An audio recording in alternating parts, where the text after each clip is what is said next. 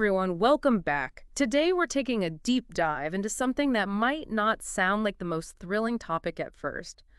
Budgeting. Yeah, I get it. Budgeting, not always the first thing on everyone's mind. Right, but the stuff you sent over, it's not your typical pinch those pennies kind of advice. Not at all. It actually dives into some really interesting psychological stuff around how we think about spending and having control over our money. Exactly, it's fascinating. And one thing that really jumped out right away, the source kind of throws out this idea that budgeting shouldn't feel like restriction. It's more about, well, they use the phrase spending plan instead of budget. Oh, I like that. Spending plan does have a better ring to it, doesn't it? It's subtle, but it makes a difference. It's about being in the driver's seat, making conscious choices, instead of just like wondering where your money went at the end of the month. Right, like instead of feeling like your finances control you, you're controlling them. And speaking of control, you know, the source even talks about those little spending traps we all fall into. Oh yeah, like what? They actually call it the latte factor. Those small, frequent expenses that you might not even realize are adding up, like that daily latte, for example. Oh, the coffee thing. Yeah, I've definitely been there. Right. But the interesting thing is, they don't just say cut it out completely. They talk about being more mindful, like maybe swapping out a couple of those coffee shop lattes for a homemade one a few times a week.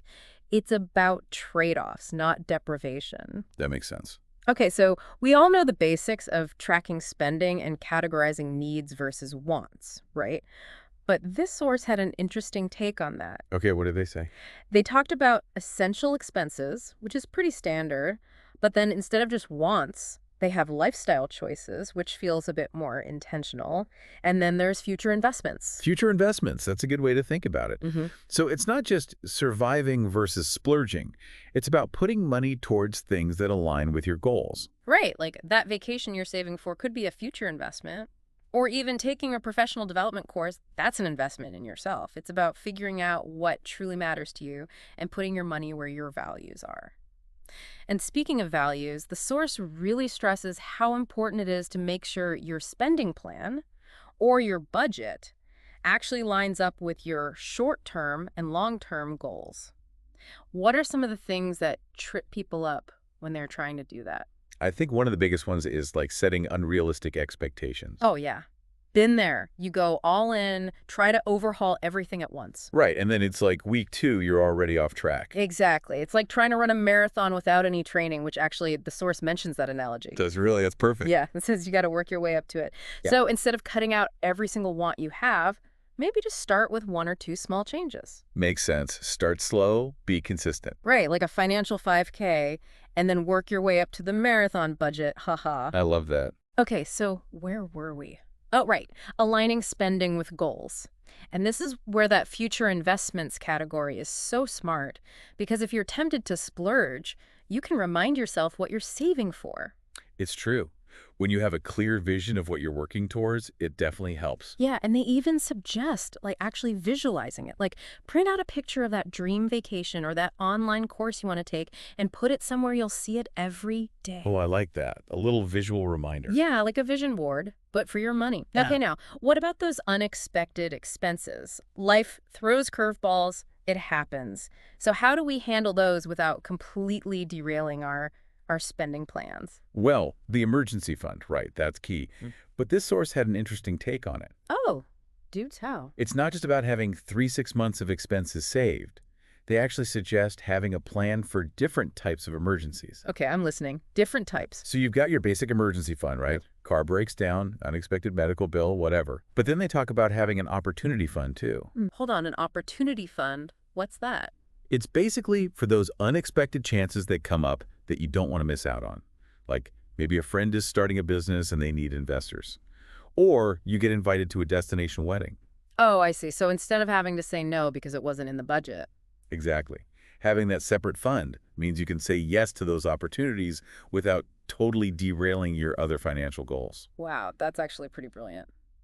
Okay, so we've got our spending plan, our goals are in line, we've got our emergency fund and our opportunity fund.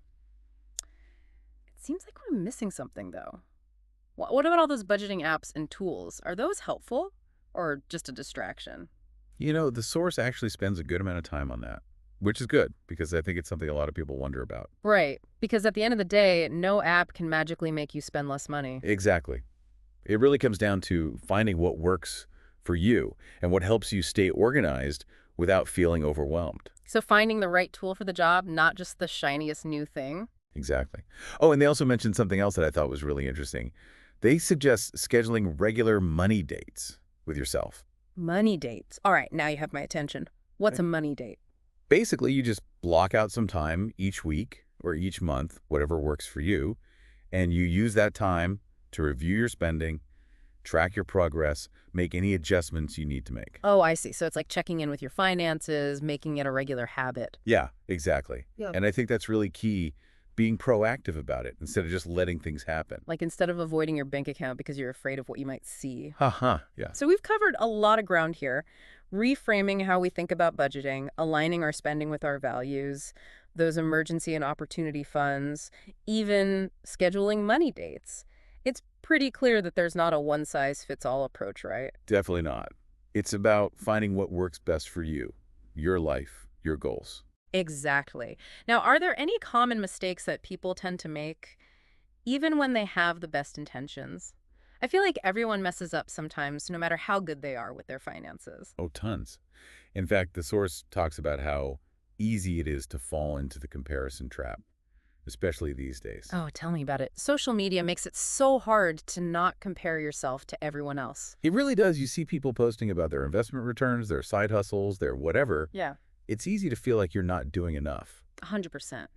But, you know, everyone's situation is different. Everyone's goals are different.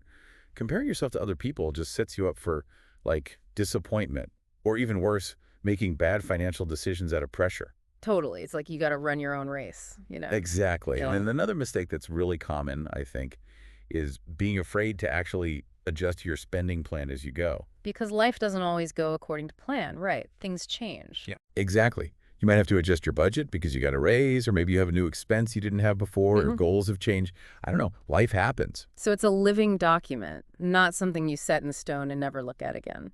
Exactly. Mhm. In fact, they actually recommend reviewing your spending plan every few months or so, just to make sure it's still working for you. Makes sense. It's like a checkup, but for your finances. This has been so eye-opening. We've covered so much ground, from how to actually think about budgeting in a way that feels empowering to aligning your spending with your values, all that good stuff.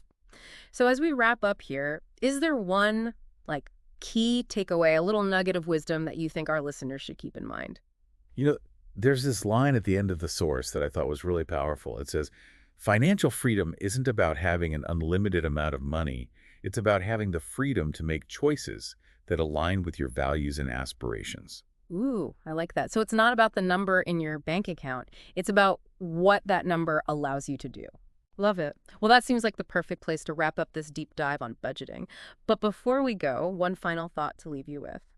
We've been talking about personal finance, but what about other areas of your life? Could you have like a time budget, to be more intentional with your schedule? Or how about a relationship budget where you're setting aside time for the people who matter most? Just food for thought. I love that. Budgeting for your whole life. Right. Okay, that's it for real this time. Until next time, everyone, keep exploring, keep learning, and we'll catch you on our next